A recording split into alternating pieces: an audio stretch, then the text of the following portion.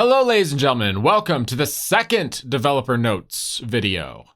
So the first thing we're going to do by looking at the second developer notes video and figure out where we're going and where we've come from is to look at the previous video.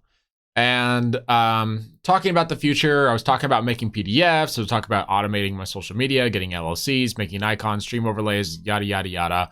Well, let's take a look at what actually happened in the last about month and a half, roughly, from today to now, and see what we did and where we're going. So what I did, PDF files were made.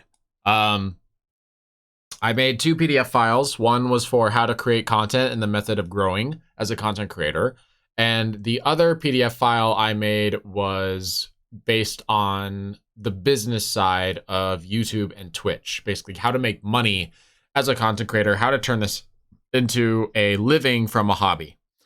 And there's two other videos or PDFs that are in the works. I fully intend to release videos on hardware and software. I've just been kind of organizing exactly how I'm going to do that, since hardware is fairly simple and there's a lot of tutorials for hardware already that I think are actually pretty good. Disguised Toast made a really good video on that, and I'm kind of wondering if there's a reason for me to reinvent the wheel, or if I should just redirect people to that.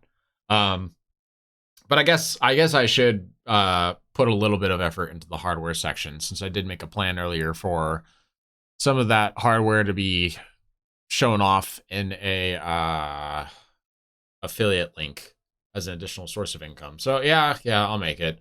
And then the software section, the software is taking me for a loop, because a lot of new software has come out that made previous software kind of obsolete. There's been a lot of new software for like making thumbnails and editing photos lately that are like not really software you download. They're things that are online. So I've kind of been like dancing around that, trying to figure out, all right, is it better to go the traditional route and download a video editor of some kind, like a DaVinci Resolve, or is it better to like use one of these free programs that are less complicated and probably just user heavy? And the answer is I don't know yet. Anyway, but those will be made in time. But for now, the two hardest videos to make, the ones that have the most important information, how to create content and how to do business on YouTube, have already been made and established, and they're online and good to go, and they'll be in the description of every single video I make going forward. Fantastic. Next up, emulations have been established. So in the previous video I made on how to create content, one of the two guidelines, one of the things I talk about is that if you want to make content well, you need to figure out what kind of content you want to make. And this means that you have to learn or emulate from someone. Try to figure out who makes content that helps embody the vision that you have. And you're not saying this to be a copycat. You're saying this for the sake of education. There are no teachers for this sort of thing on YouTube. We did not learn about YouTube from school, in high school or college. YouTube is not just video editing. It's not just video production. There's a lot of different things that go into it, depending on what kind of content you want to make. And you need to find people to emulate from as good examples that you can not necessarily copy, but take away from. So I took the time and I actually made some emulations of my own. And the emulations I was looking for is like, all right, who on YouTube do I think has the best structure? Who has the best edits, motion or stationary? Who's the best Vtubers? Who has the best variety? Who has the best engagement, best audio quality, yada, yada, yada, yada, yada. And this is what I came up with. So I think Video Game Donkey, the YouTuber, has the best structure in all of YouTube. Videos with structure always surpass those without, but I really like Video Game Donkey's reviews and the way that they're scripted, even more so than his compilations, because there are more examples that already have amazing structure.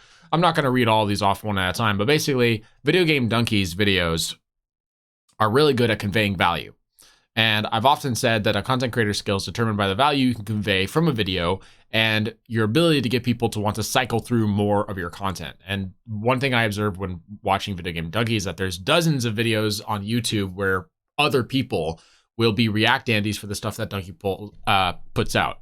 People will literally stop their streams and go, "Oh, Donkey put out another video? Hell yeah, let's watch it. I love his content."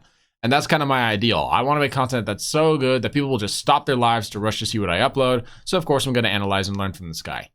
And if I had to say that or what exactly, I know I'm reading off here, but if I had to identify what makes Donkey's content so good, I would argue that's the way he writes and structures his content. When you watch a Donkey video, you don't get bored, you don't lose focus, there's no time lost waiting to get to the good part, and a very clear and centralized message is delivered to the viewer. Combine that with good humor and relatable drops of truth here and there, and you have a formula for very strong and memorable content.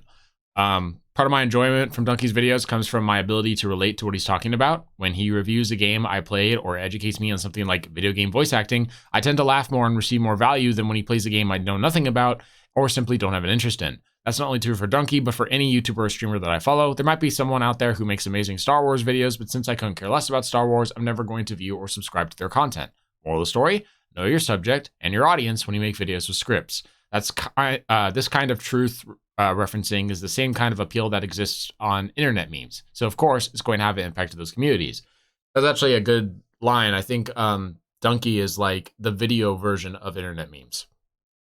You know how like you'll watch an internet meme and I'll say something about like how in Fire Emblem Fates, the final ultimate form of the Yato Blade of Peace is a chainsaw. You know, it's things like that. Like people will go like, oh yeah, now that you mention it, and it's one of the things that makes memes so likable. Video Game Donkey is kind of like his whole video is a meme in a sense, where like everything he talks about is something that people can relate to, and everything is like kind of an inside joke. But at the same time, even if you're not part of that community, it's still funny. But it's more funny if you've played the game before and you actually know what Donkey's talking about. And just reactions like that get people off all the time and get people really happy and excited to watch more stuff that he puts out because he knows the subject of what he's talking about. So anyway, structures are really good. His videos are built largely around truth and irony. He'll show examples of problems in video games through unexpected means, such as a broken mechanic, and through direct comparisons or out of context clips. Whatever example he uses, whatever truth bomb he drops, each little thing he displays ultimately serves to support his original claims. So again, Video Game Donkey has incredibly good structure in his videos. There's lots to learn from this guy. Best edits in motion. So when I talk about motion or stationary here, I'm referring to the type of what you see in the content in the background. You know, if you're playing a game that's very dynamic, right? Like there's like it's an intense FPS shooter, or if there is a like really fast-paced boss fighting game like Elden Ring. These are examples of what I think are videos that are in motion, and edits for videos that are in motion are not the same as videos for edits that are like stationary. As in like if you're doing a just chatting room in a stream, right? And so it's just you on a camera, the camera's focused on you, you're talking. How do you make that interesting from an edit standpoint? And that's what I think stationary means. Okay, so I actually broke it down into two parts depending on what kind of video I make. If it's a video in motion, if it's dynamic, I'll use this as my reference. If it's a video that's stationary, if it's not dynamic, I'll use this as a reference. So again, Video Game Donkey and Chibidoki, a VTuber, are really good at making edits for videos that are in motion. So for how awesome Donkey's videos are, there isn't much complexity in his editing. Videos with scripts such as his reviews often have nothing more than simple video cuts with audio support. There aren't even transitions between scenes. This proves that no matter how good an edit is, having good structure ultimately determines a video's quality. Hook, body, conclusion, value. Donkey does use some minor edits when he makes a compilation video, such as the occasional zoom in or pause. These only seem to occur when Donkey has moments where the screen is stationary or when the dynamic action in the scene is so small that the viewer won't catch it easily without emphasizing what happens. Part of the reason why Donkey can do this is that his 10-minute compilations are made from entire games worth of footage. He then has to dig through, to help make his script. It's no wonder his videos only come out once or twice a month. For most content creators such as Chibidoki, Vsojo, etc., dynamic editing is used to make up for the lack of visual support. So, when I make a video that has active game footage, I can look at Donkey's 2 Elden Ring videos for reference. If I don't have a large number of references, if I did not play a game in its entirety, and this isn't like a super compilation thing, so I don't have a lot of really exciting moments, but it is a very dynamic, motion-heavy video, is what I mean by this. Then I can look at references from Chibidoki, Vsojo highlights, or CDawg VA as a reference instead for things that are in motion. So the bottom line is that editing something that's in motion does not require very heavy edits because a lot of the action on the screen that makes it exciting to watch is already done in the motion. So if you're fighting an Elden Ring boss, it's already really intense. Adding more intensity to that just turns it into a clusterfuck. and something like that isn't really productive, and it's kind of a waste of effort, you know. So if you want to have a really easy editing experience, go play a game that has a lot of motion in it, because that has a lot of excitement in of itself right away. And then in comparison, if you have a video that's very stationary videos are very boring to look at, and you know, having a more dynamic video editing experience can help make up for that stillness that happens in these kinds of videos. So things that stay still are boring, though it's not so bad if you're trying to do reaction video. Given how you and the subject are constantly in the same shot, you can get away with only a few transitions between full screen, you and the subject. For all other content, however, you have to get creative and dynamic to keep people watching. I think the Vsojo Highlights channel does this best as they layer and use transitions with methods that are similar to animation principles. There are reelbacks before camera shakes, and multiple methods are used to add text and display who's talking. Vsojo edits their videos much like how Donkey structures his, though instead of demonstrating punchlines with pauses and audio, Vsojo uses pauses, highlights, shakes, and uses other visual effects. That's redundant. And other visual effects. I'm a stickler for grammar. To keep the audience engaged. This can be a bit much for a gaming video, which already has plenty of motion on the screen, but for a stationary talk show, slow game based on text or golfing or a chat room on golfing, a slow game based on text or something, or talking. How about that? Slow game based on text or talking, or a chat room, it does wonders to keep people listening to common conversation. The best example of this is Iron Mouse's Pokemon Smash or Pass featuring Snuffy video. I should watch this for reference when I make a stationary video myself. PJENT's channel has really good tutorials for epic cuts, shakes, and other such effects that go beyond the norm for most editors. And then I have a link that I made for myself to that channel. And I'm not going to post this PowerPoint presentation. This is not going to become a PDF because, again, everybody's emulations are going to be separate. Everyone's going to do emulations their own way because at the end of the day, emulations are specific from person to person. Whatever you want your content to embody is what your emulations will be of. So my takeaways from Video Game Donkey is about, you know, structures and duration. My takeaways for best edits is that very fast videos don't require a lot of editing. My example for stationary edits is that videos that are stationary requires a lot of editing to make more dynamic, more interesting. And now we're going to move on to VTubers. So yes, I do want to do VTubing because I think it's really cool. I've been interested in it for a while. I'll summarize this to make it a lot shorter so you don't have to read through this whole thing. Basically, I find that the best VTubers are those who take full advantage of both being a VTuber as a streamer and being an anime character as a stereotype. You know, Gargura, Salome, Iron Mouse, these guys all fit into a genre of anime. Gargura is a kusogaki or a shitty brat. Also the Samegaki, shark brat. Salome is, you know, a very highly energetic and eccentric Ojo-sama. And then you have Iron Mouse, who basically just lives and breathes the tsundere character, but is also very cheery. So, in my mind, a VTuber is someone who can embody the anime trope very strongly, taking advantage of both the anime part of the VTuber life and the streamer part of the VTuber life. Which is why I don't think that a lot of male VTubers do their job very well as VTubers. It's not their content is boring. There's a lot of male VTubers who have very good skills and are also very strong streamers or have very good character. The problem is a lot of these male VTubers, for God knows what reason, are like pretty boys, or they're like such a weird emo like demon thing that it totally derives from the concept of anime. Like they don't look like any anime character I've ever seen. Or sometimes the pretty boys do look like an anime character I've seen, but like not from anime I watch, right? Like they're from like a shoujo anime that's about like some sort of romantic thing. So I'm not shitting on their models because I think they're bad. They're perfectly attractive models. There's definitely an audience for that. Like Genshin Impact is essentially that entire concept of the game. Every single boy in Genshin Impact is like a pretty boy. It's just that when I think about anime I've watched, like Konosuba or friggin' Naruto or One Piece or Full Metal Alchemist, none of the main cast look like any of the male VTubers that I've seen, and I feel like it's a little harder to connect male VTubers from or just VTubers in general who don't connect to the anime side of things because they don't really take advantage of the stereotype. Like Gura is freaking meme worthy. Like you've seen Gura emulating a lot of other shitty brats in the process that have nothing else in common with her from her perspective. Like there's Gargura memes about her portraying Megumin from Konosuba, right?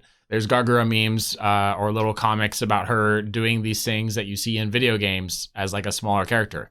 Salome, her Desuwa has basically taken off like crazy in the internet. And again, I think some of this is just like their ability to do it naturally. And some of this is definitely just them taking advantage of their stereotype. Now, whether or not they do this intentionally, I'm not entirely sure. It should be mentioned that someone staying in an act all the time is very exhausting. I believe it was Ollie who talked about this the most. I think Ollie from Hololive. She was like, yeah, she really liked being Crazy Ollie, but being Crazy Ollie was exhausting after a while. And Subaru was also talking about how like she had a hard time figuring out what her character was as well. Until her character eventually became Duck. And again, I think that part of it is just taking a personality test. Like if I was to make my own VTuber model, the first thing I would do is I'd play a game like Fire Emblem, right? That has a bunch of anime stereotypes in it. And basically I would say, all right, I'm going to listen to myself, like a recording of myself playing a video game as a regular streamer. And I'm going to see what personality type of all these stereotypical male anime characters do I fit in the most. And then I would take that character and I said, okay, this character, like let's say it's the character Gaius from Fire Emblem Awakening. Let's say, all right, Gaius is the character that my voice fits with the most, my personality fits with the most. What other characters in other video games and other anime are like Gaius? And then step 3 would be like, all right, I have a bunch of characters that are like Gaius. All these characters are kind of like me in some way. What are physical characteristics that these guys all have in common? And then after that, I would base off my model from those physical characteristics. And of course, I wouldn't be doing like a copy thing for thing. It's just that the whole idea is that one of the reasons why I think these guys are so successful is because they'll go into their anime part, the anime part of their life very accidentally, right? Like this is just naturally part of their personality. Iron Mouse talks about how, you know, Puerto Ricans are usually very like emotional and ecstatic. And for some reason, when you're talking to the cold British man, this makes for a very funny tsundere moment, naturally. Like they called her, like the internet calls her a tsundere anyway, and she kind of likes it because, you know, she's an anime fan. But frankly, that's just part of her personality. Gargura, she looks up weird stuff and she's very much like the curious shitty brat kind of character. But again, part of this is just Gura is naturally just kind of a little rebel, right? That's just naturally her personality. Even if she wasn't a little shark girl, she would still have that personality. So her model takes advantage of that personality trait and makes it, and people, when they see that, will reference it to a stereotype. So I realize that I'm going very deep into this. But at the end of the day, this is like my philosophy behind what I think a good VTuber is, and this is why I think these 3 are the best examples of VTubers. I don't necessarily think that this means that these 3 are the only successful VTubers, or that these 3 are like the penultimate VTubers of all time. Although Gura is the #1 VTuber in the world and my personal Oshi, but I do think that they're the best examples of what a VTuber should be. And that's what I want to take away from them. Alrighty, next up, best variety. So, oh yeah, takeaways from this. Find my personality, find a stereotype that fits that personality, and then build a model off of characteristics that characters with that kind of stereotype has. Best variety, Donkey and Ina versus Alpharad. 1 to 3, really 4 or 5. All right, this is kind of generic. I have a lot of people here as examples, and the reason is because it doesn't really matter which one I choose. Basically, the bottom line is you need to have focus in your channel. Basically, imagine that you are watching an anime. Like, let's say you're watching Spy X Family. That's one I was watching recently. It's a very good anime. Spy X Family is very cute, and I love it very much, but unfortunately, it only has 12 episodes right now. We're getting the second half of season 1 in October. I'm very excited for it. I cannot wait for it to come out. If that video, or if that anime series came out, and it wasn't what I was expecting, like if it took the main cast and some of the main cast took a back seat, or if it stopped being a story about spies and assassins and started being a story about, you know, nothing but school and became kind of a rom-com down the middle, I would be disappointed. Now, it's still entirely possible that the rom-com would be a good rom-com.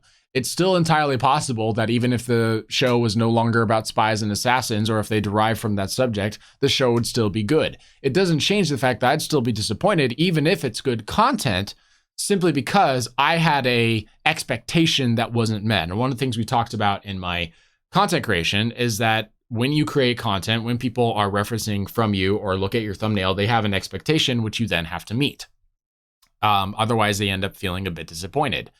And so the subject of variety is kind of a scary subject, because we really need to have focus in our YouTube channel, but at the same time, we want to be able to have enough variety that we can branch out and do other things with our channel when we feel the need or desire to try something new, right? Like, I might want to do a video about video games, and the video games video is really great, but I might also want to extend that into like top 10 videos about video game subjects. I might also want to extend that into mega compilations about video game subjects. I might also want to extend that into an occasional music video that might be video game based or something that's based on my VTuber or based off anime or something like that.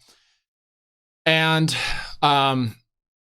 whatever it is, I have to make sure that however I change it, I don't end up disappointing viewers when they come in expecting something and finding something very different, especially if it's content that I'm not able to make super regularly. Like, I'm only able to make like one video a week or one video every other week, or if this is like a specialty video that shows up once a month and people come here explicitly for that video and don't see it. And the examples I saw here is that Video Game Donkey is someone who will make content that's either a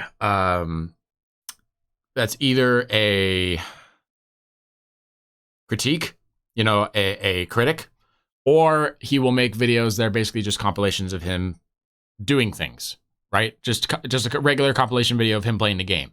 And I'll be honest, both videos are of very high quality. However, I typically prefer it when I see videos that he writes scripts for and critiques than videos that he just reacts to, simply because I like that content more. I see that content more often than his other content.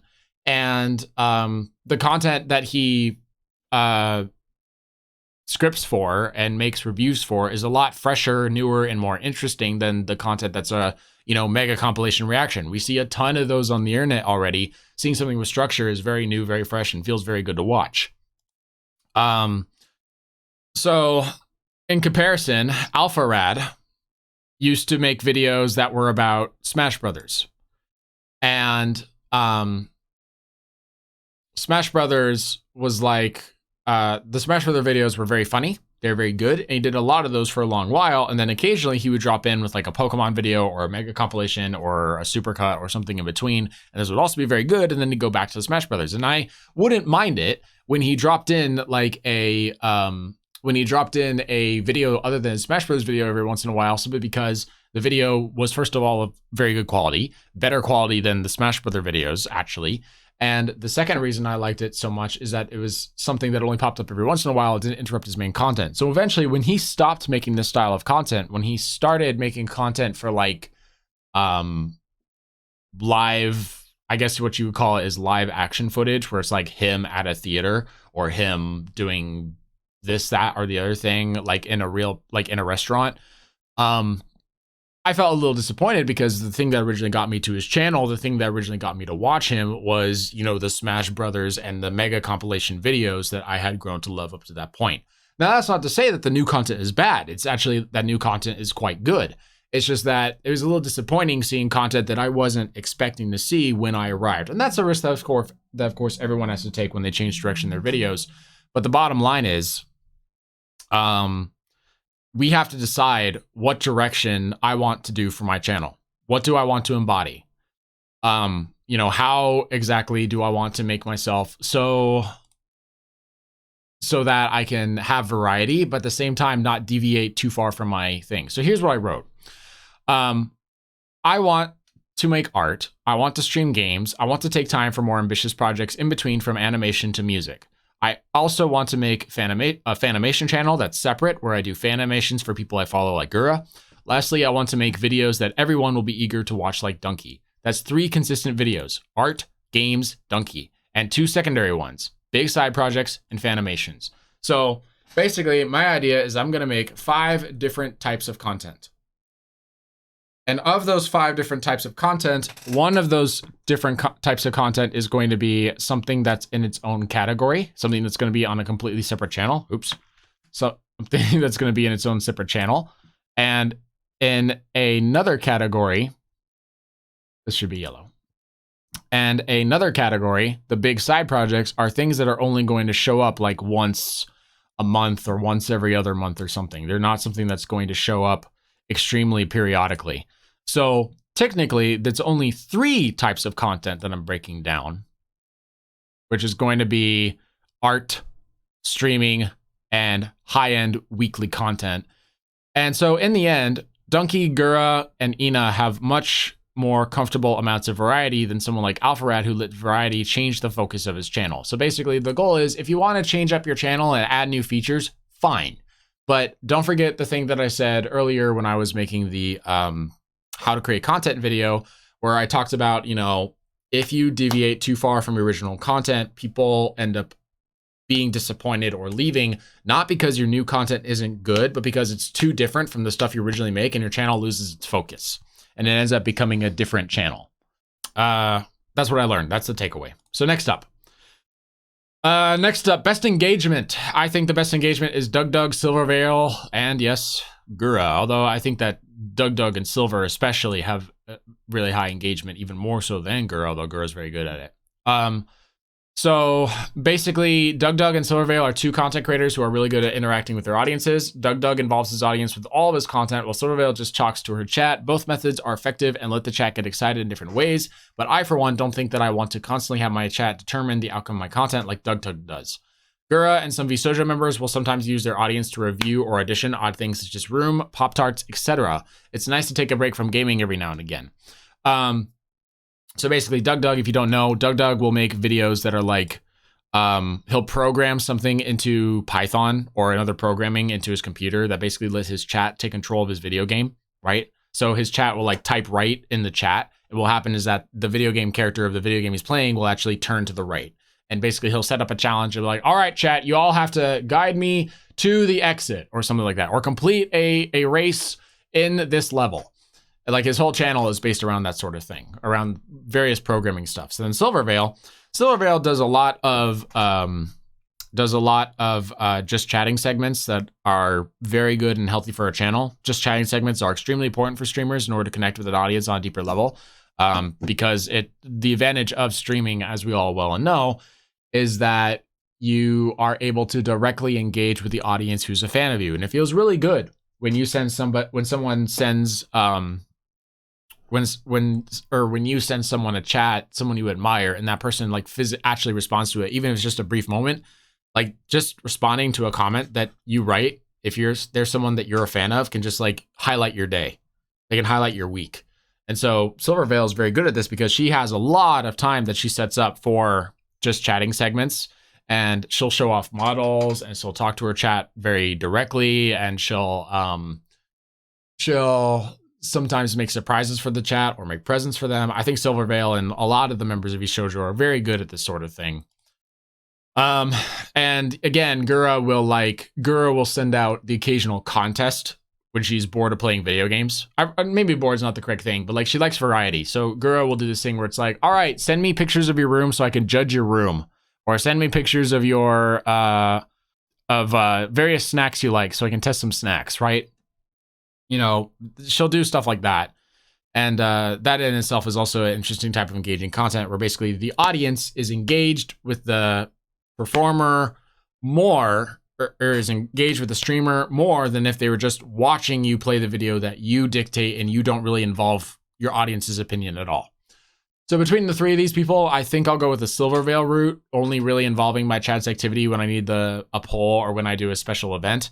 I won't let chat be programmed into the game because I don't have the skill for that, and I don't really want people to take control of my channel. The Guru route is an occasional break for when I want to get to know my audience better and do something other than gaming. However, do not forget the thing that we just talked about. I don't mind doing this as like one of the big things that we do like once a month, but I don't want it to be something that deviates too much from the channel, because as we know, when you go too far from the original content, you end up changing the focus of your channel, and that's never good. That's not something that we want to do. So if I end up doing like the Gura's version of engagement, I want to make it something extraordinarily rare, like either once a month or once every other month. Yeah, actually once a month seems too frequent. Once every other month seems more accurate, to be honest. All right, so let's see here. Viewer input. Yep. Okay, next up, audio quality. These guys have the best audio quality on the internet, hands down.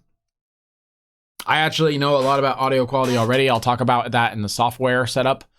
But basically, these people can be loud or quiet, and I'll still hear them just fine. If you want to mutter into the microphone and not really put a lot of effort into your talking, like I am right now, you'll find that you're still perfectly audible, even though I'm talking in a very quiet, monotone voice, because the microphone's boost is so high that I'm still entering into, you know, the -20, -15 range. And then if I shout into the mic, I'm not gonna peak anything.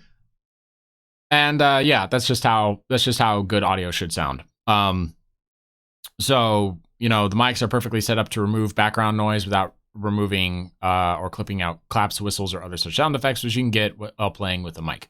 So basically, I find that a mic's loudness should be somewhere between 14 and 17 lufs, or 14 and 18 lufs maybe. Lufs is basically loudness in an audio output, not input. Input is the gain. So when you see gain and you see gain growing, that is audio input. Audio output, or how loud the audio file actually sounds in a computer, is lufs. And I have to say, I cannot tell you how many times I've had to listen to somebody stream and their stream is super quiet because they don't want to peak their mic. So instead they just make everything in their system more quiet, right? Like they'll make the gaming music quiet and the whatever quiet and the freaking background music quiet, right? Like they'll quiet every little thing to like match up with the audio so that the audio that comes across sounds perfect. It's just people need to crank up their audio volume in order for it to be heard. And that in itself is fine until you hit a commercial. And when you hit a commercial, you go deaf.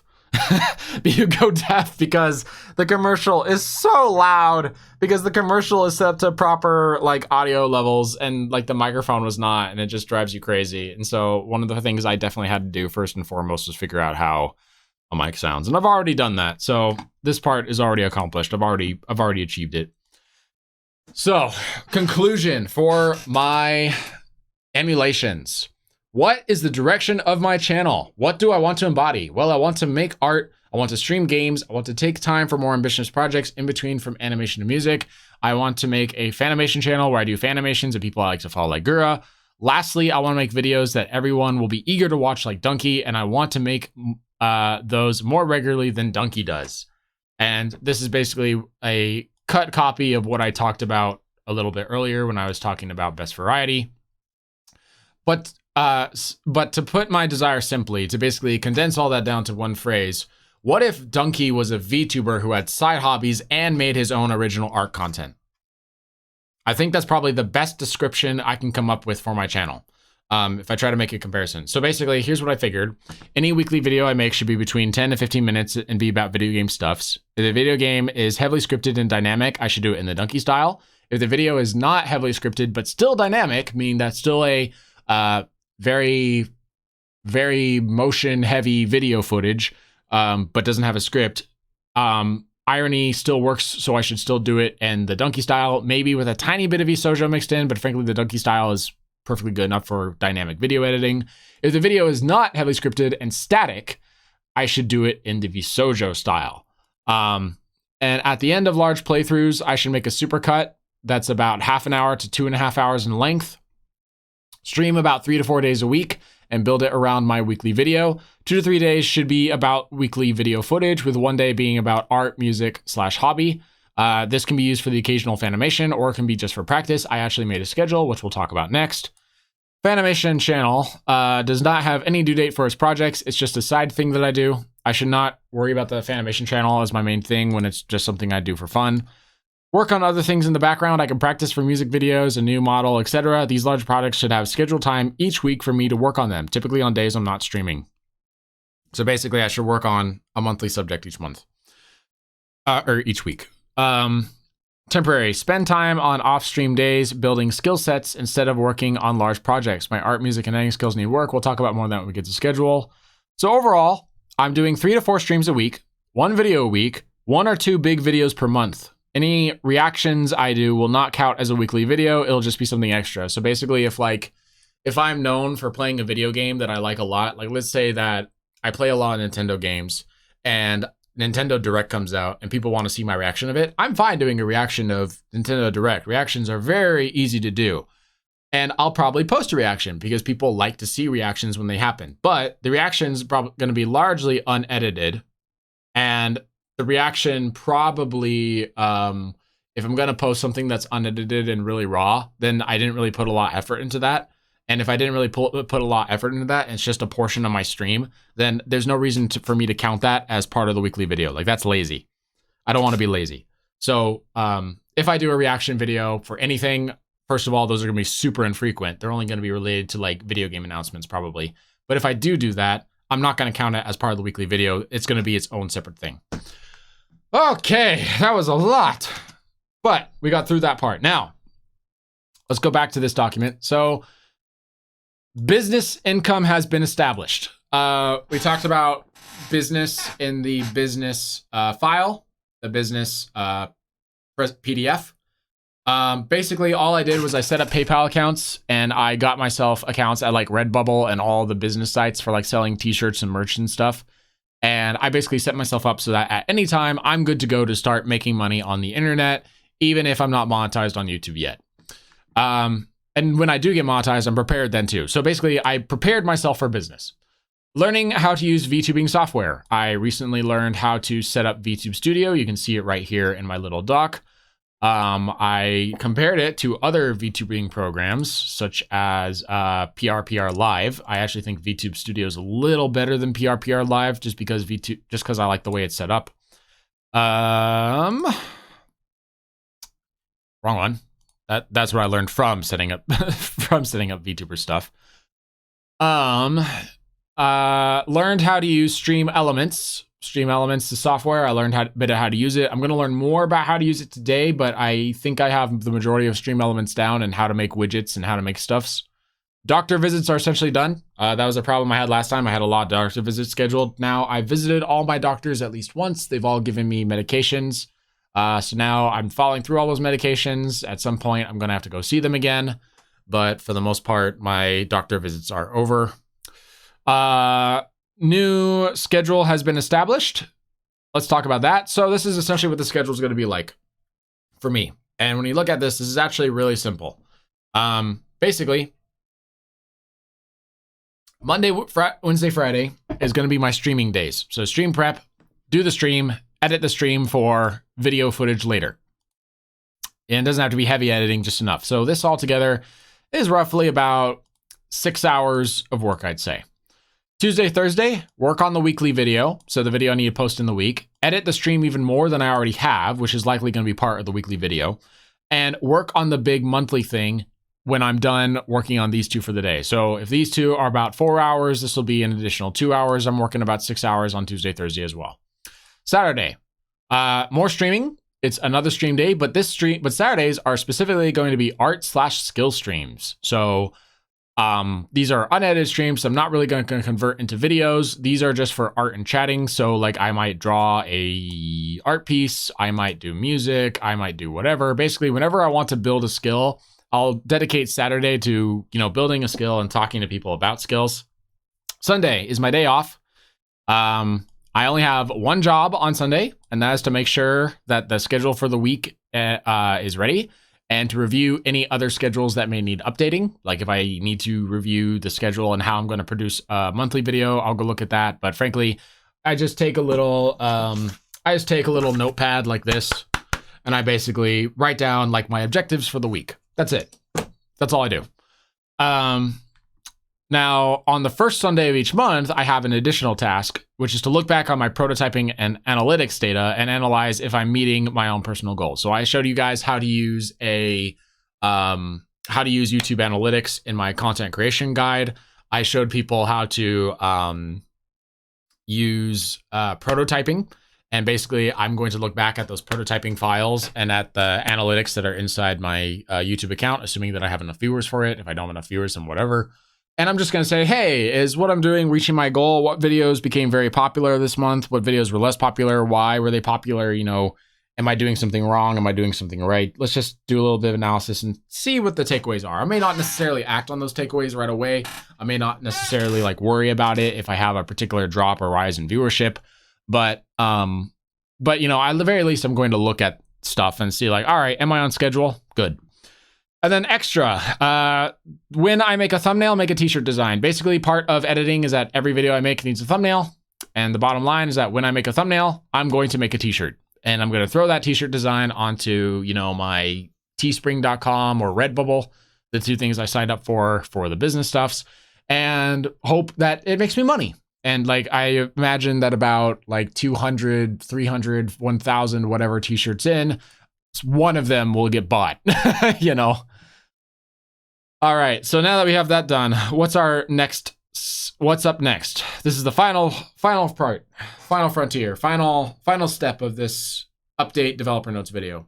So first things first, we're going to make videos on Tuesday, Thursday, Saturday. I want to make one video per week or more. So basically, even though I'm not really ready to do this full streaming schedule yet because I don't have internet and I don't have a lot of the overlays finished, we're going to still make videos regardless, just so I get back in the swing of making content. And we're going to make it on the days I'm scheduled to do editing. And we're also going to do it on the art stream day as well. And we're going to talk about more about that in a second. So practice artwork until my skill is good enough to entertain a stream. I'll be doing that in place of streaming for Monday, Wednesday, Friday until I am ready. So basically, it's embarrassing to say this, but even though I have an art degree, I'm not actually that great an artist. I want to become better. There's a lot of artists that I want to learn from. I've been really excited about it, but I've kind of been busy, focusing on setting up the channel and setting up business and stuff. So basically, on the days that I'd ordinarily would be streaming, I'm instead going to practice some artwork. I'm instead going to get some skills under my belt. And I'm going to, that way when I eventually get ready to stream and I set up the Saturday streams, I'll actually be able to make content and chat with a room that's not going to totally suck. The content, I'm not worried about making good or shitty content. What I'm worried about is, me, if you've watched these tutorials up to now, I watch a lot of video tutorials on YouTube, a ton of them. But I don't want to be watching video tutorials while I'm streaming. Does that make sense? So if I don't want to be watching video tutorials while I'm streaming, I want to at least be competent enough that when I'm practicing, I don't need anyone's help to get me to figure out how to practice certain things, right? So I'm gonna dust off the old textbooks that I had in college on how to do certain practices. I'm gonna do some of those practices on the Monday, Wednesday, Saturday, right? Until I'm competent enough that I can practice by myself. And then when I'm that good, when I can practice by myself, regardless of whether or not the artwork itself is that good at that point, when I can practice by myself, I'll set up the art stream on the Saturday. And then I need to create widgets, assets, and overlays for Stream Elements. I now know how to make these on Stream Elements after researching Stream Elements, but it doesn't change the fact that they're not made yet. I still have to make art. So part of my job, again, I'll be doing this on the art days, on the edit days, the art days, is to make this kind of content. So that way when I stream, I'll be fully up and ready, and I won't just have an empty stream with no art assets on it whatsoever. Design a VTuber model. Take a personality test. We already talked about VTubers, my VTuber philosophy. So I need to go design one. I of course need some art skill before I can start doing that, but I think I can at the very least get like a collage of different anime starts and anime ideas and concept art going before it starts. So I have a general idea of what my VTuber wants to look like before I even start working on it. Purchase faster internet, begin streaming. That's going to happen after all this is done. And then once income begins coming in, I'm going to start a business bank account, DBA, and LLC. So I talked about what these are in my business paper, in my business section, my business PDF. And I don't have any of these yet. I just have a payment processor set up. And the idea is that once the money starts coming in to cover the costs of the LLC occur, be it from being monetized on YouTube, or be it from the teespring.com/Redbubble, or be it from anything like that. Once all that comes through, and once all that is said and done, then I'll activate these business licenses, set up the business account, and then I will be making my money in earnest. And that's the big goal. That's the end goal. So that's what I'm setting up for now. That's what we're planning. That's how we're going to do it. This is the new weekly schedule that I'm doing for now. These are the new goals. Wish me luck. I'm out of here, and I'll see you all in the next video. Bye-bye.